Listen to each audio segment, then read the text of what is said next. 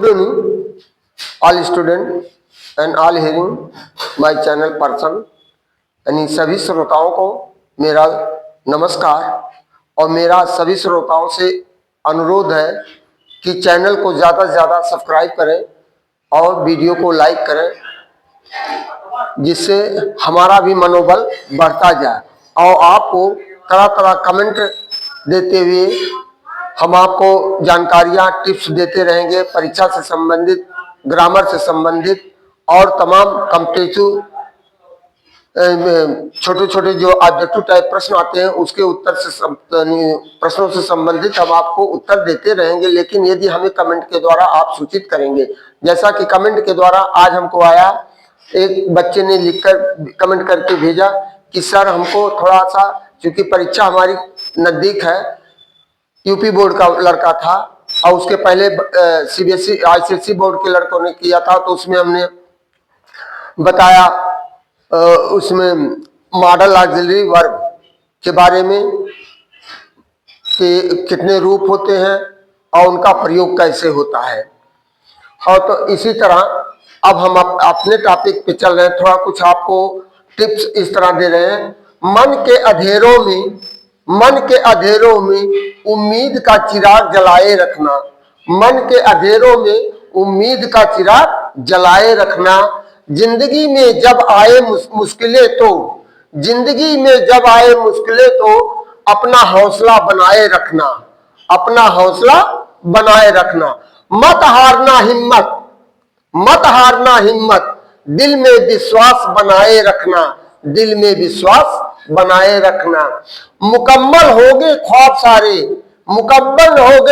सारे, बस थोड़ा सा सब्र बनाए रखना। बस थोड़ा सा सब्र बनाए रखना। जैसे किसी भी चीज में आप उतावलापन मत ले आइए। आप जैसे परीक्षा की तैयारी कर रहे हैं या किसी भी चीज के तैयारी कर रहे हैं या किसी चीज जैसे कोई व्यवसाय डाल रहे हैं, उसमें एकाएक लालसा मत रखिए कि आपका एक बैग आपका ग्रोथ हो जाएगा। उसमें समय के अनुसार आपका ग्रोथ होना जाएगा समय पर आने पर, लेकिन आपको हिम्मत हारना नहीं है। उसी तरह है, खुद की तरक्की में इतना वक्त लगा दो कि किसी दूसरे की बुराई करने का वक्त ही ना मिले। मेरा अपना विचार।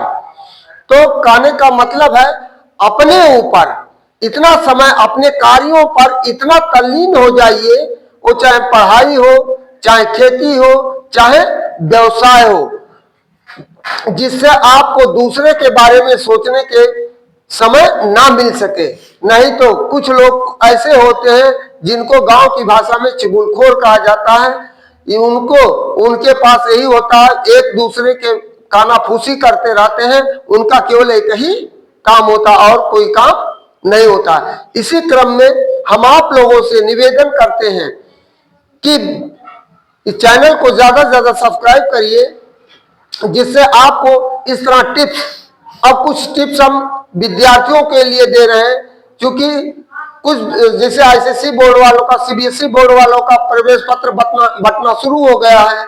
आईसीएसई बोर्ड, यूपी बोर्ड वालों का भी 2-3 दिन में शुरू हो जाएगा। तो यदि आप परीक्षा हॉल में जाने से पहले तो पूरा हर चीज चेक कर लीजिए।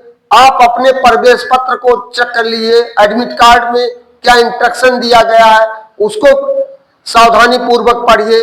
फिर आप परीक्षा हॉल पर आधा घंटा पहले पहुंच जाइए। वहां जब जाइए, बड़ी सावधानी, घर से निकलते समय आप पूरा हर चीज को चेक कर लेंगे। चेक करने के बाद आप जाइए, और वहां जाने के बाद फिर आप जब एग्जामिनेशन हॉल में प्रवेश करते हैं, तो वहां प्रवेश करने के बाद अपने सीट पर बैठ जाते हैं। तो वहां जब क्वेश्चन पेपर, आपको पहले कॉपी मिलेगी, उस पर आप इंस्ट्रक्शन के अनुसार रोल नंबर भरेंगे और उस पर नाम तो लिखना नहीं था, सेंटर कोड होता है, सब्जेक्ट कोड होता है। सब्जेक्ट कोड तब भरेंगे जब आपका क्वेश्चन पेपर मिलेगा, और नहीं तो वैसे आपको हर चीजें इंस्ट्रक्शन के द्वारा दिया रहता है। इन्विजिलेटर आता है, कुछ नहीं समझ पाते हैं तो आप उसके द्वारा पूछिए, कक्ष निरीक्षक के द्वारा। तो इस तरह, और क्रम वाइज जो प्रश्न आपको सबसे अच्छा याद है उसको आप पहले करिए, और जो लास्ट में आपको नहीं आता है उसको भी गलत सही आप लिख डालिए, प्रश्न को छोड़िए मत।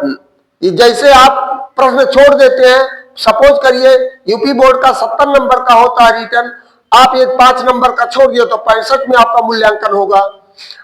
आईसीएसई सीबीएसई बोर्ड का, आईसीएसई बोर्ड का 80 नंबर का होता है, तो यदि 10 नंबर के छोड़ दिए तो 70 नंबर का मूल्यांकन होगा, 70 पर आपका मूल्यांकन होगा। इसलिए हो सकता, आप कौन होते हैं जांच करने वाला?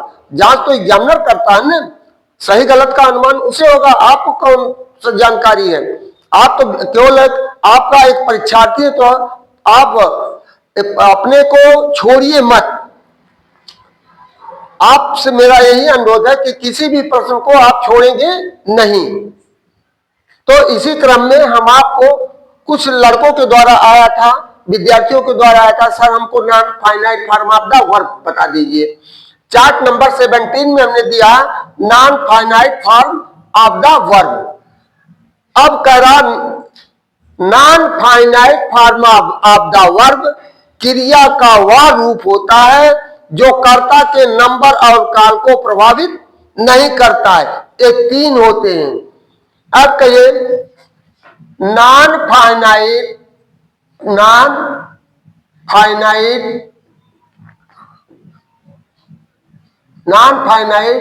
फॉर्म्स ऑफ द वर्ब क्रिया का वह रूप होता है, क्रिया का वह रूप होता है जो कर्ता के नंबर और काल को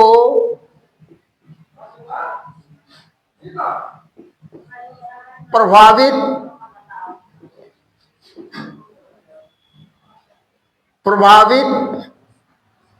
नहीं करता है। इसके 3 रूप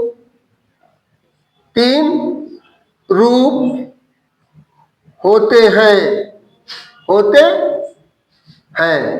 नंबर 1 इन्फिनिटिव,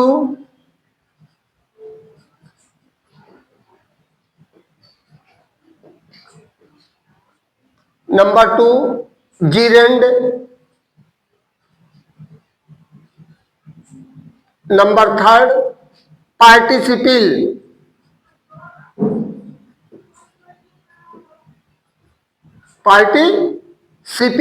ये 3 रूप होते हैं। तो इस तरह हम आपको non finite form of the verb जो हमने लिखा, इस पर हम 2-3 उदाहरण आपको दे रहे हैं। जैसे he wants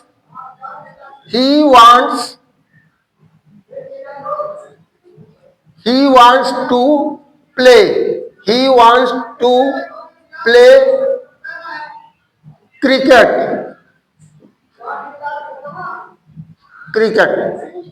दूसरा they wanted to play cricket।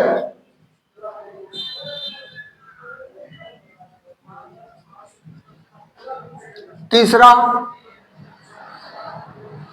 I shall want to play cricket। I shall want to play cricket। अब देखिए टू प्ले इन्फिनिटिव है, तो यह देखिए non finite form of the verb का रूप है और इन्फिनिटिव है। और देखिए यह प्रेजेंट इंडेफिनिट है और सिंगुलर नंबर का करता है। तो यहाँ वांट्स है, यहाँ देखिए टू प्ले है। फिर यह सेंटेंस नंबर 2 है, यह प्लूरल नंबर का कर्ता पास्ट टेंस का है, यहाँ टू प्ले है, टू प्ले में कोई परिवर्तन नहीं आया है। फिर यह देखिए फ्यूचर नंबर का है, फ्यूचर टेंस का है, और आई है, आई के साथ शैल लगा है, यहाँ वांट और टू प्ले में कोई परिवर्तन नहीं आया है। अब देखिए एक हम और चौथा उदाहरण दें, children, children like, children like playing, playing football, football. अब लाइक बच्चे, बच्चे खिलौना, बच्चे फुटबॉल खेलना पसंद करते हैं, चिल्ड्रन लाइक। अब देखिए ये भी प्रेजेंट इंडेफिनिट टेंस का वाक्य है। तो इस तरह से ये आपका जीरेंड हो गया। अब ये आपको विशेष रूप से कहीं कहीं आपको वाक्य में आइडेंटिफाई करने के लिए आता है, जिसमें क्रिया की पहचान और जीरेंड का पहचान करने के लिए आता है, पार्टिसिपल की पहचान करने के लिए आता है, फिर एडजेक्टिव एडवर्ब। यदि आपको सारा डिफिनेशन याद है तभी आप उसको आइडेंटिफाई कर सकते हैं, अदरवाइज नहीं कर पाएंगे। तो जैसे कभी कभी मोस्टली पूछा जाता है, जो ही, जैसे he is playing, he is reading, he is reading newspaper, newspaper, वह समाचार पत्र पढ़ रहा है। तो यहां आपको जो identify the verb of the following sentence, तो देखिए, और अधिकांश लड़के अब रीडिंग को लगा देते हैं, जबकि रीडिंग आपका प्रेजेंट पार्टिसिपल है। रीडिंग आईएनजी फॉर्म जब आता है वह प्रेजेंट पार्टिसिपल का रूप हो जाता है, इसलिए वर्ब आपका इज होगा। तो इस तरह आप बोलने का प्रयास नहीं करेंगे, इस तरह आप पहचानने के लिए नहीं करेंगे। अब देखिए दूसरा वाक्य हम और दे रहे हैं, इसमें आपको एडवर्ब पहचानना होगा।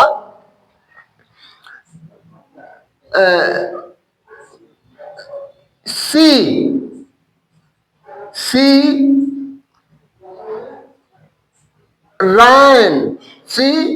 रैन वेरी फास्ट, वेरी फास्ट। अब देखिए एडवर्ब वेरी है और फास्ट दोनों आया है। तो आप वेरी को तेज दौड़ती है, और कितना बहुत तेज दौड़ती है। तो यहाँ रन एडवर्ब है, यह very fast, very fast. Run क्रिया और रन क्रिया और सी वह है। जैसे आई स्पीक स्लोली, मैं धीरे धीरे बोलता हूं। तो स्लोली क्या है, क्रिया की विशेषता बतला रहा, बोलने की विशेषता बतला रहा है, इसलिए आप यह एडवर्ब हो गया। तो इस तरह आप गलतियां नहीं करेंगे अपनी परीक्षा के दौरान। आप बहुत कंसंट्रेट होकर के क्वेश्चन पेपर को, अपनी समस्याओं को पढ़ेंगे और उसके अनुसार ही आप उसका उत्तर लिखेंगे। तो इन्हीं शब्दों के साथ हम आपको पुनः या कहते हुए समाप्त करते हैं कि आप आने वाला समय आपका भविष्य उज्जवलमय हो। थैंक यू, धन्यवाद, गुड इवनिंग।